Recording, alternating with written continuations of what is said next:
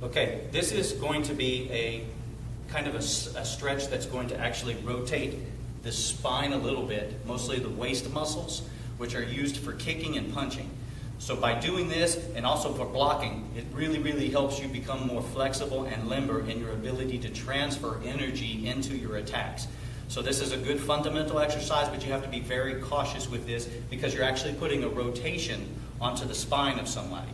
So as a two-person drill, just like in the other videos, you have to be very cautious and communicate with each other.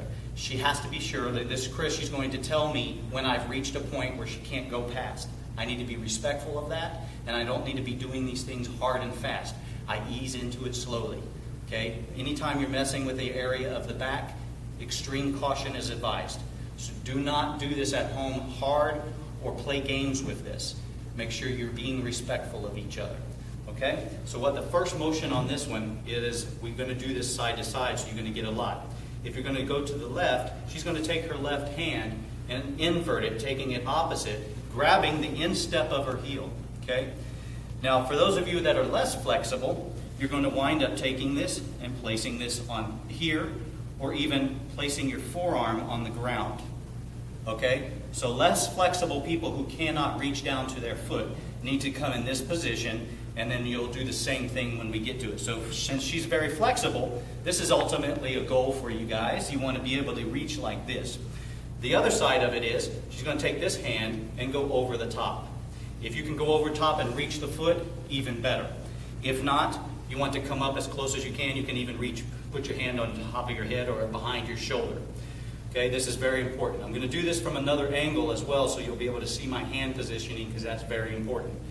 From the front, though, she's like this. I'm actually going to cause a rotation to the side that's going to stretch out this portion of her body and also on the back area. Okay? My first thing is I'm going to take the palm of my right hand when the person is over to the left, and I'm going to go just on, it's kind of like a shoulder blade here, and this is your lat muscle. So right inside of it is a cavity close to the armpit. I'm actually going to put the palm of my hand right in that cavity. My left hand is going to go down onto her left shoulder blade. And I'll show you this in a little bit on this video clip about where that positioning is. And then what I'm doing is I'm actually going to be doing this. Each hand I'm pressing is moving in opposite direction. So I'm pressing her left shoulder towards you, towards the camera, and I'm actually pushing her right shoulder away from the camera. So this creates a torquing sensation. So what she'll do is she'll tell me when I've reached the limit. So I press here.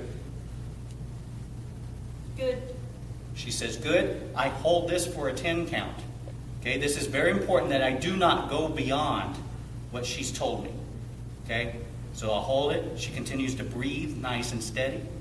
Then after a 10 count, I slowly relax both of my hands, very slowly. And then when I feel my pressure is gone, I can tap, and then she can release and set back up. So we do the same thing. Anything you do on one side, you do on the other. She grabs the instep, reaches over the top. Since she's going to the right side, it's my left hand that goes onto her left armpit cavity. My right hand is on the shoulder blade of her right shoulder. And again, I put opposite pressure. And she'll tell me. She says, good. I hold it for a good solid 10 count. And then afterwards, I slowly relax. And then once I feel the pressure gone, a little tap, let her know it's done. Okay, so we'll rotate to the side. And mostly for this, I want to give you a description. I won't go kind of a 45-degree angle so I can show the back. Other way. Yeah, sorry. Good. She's going to go to the right.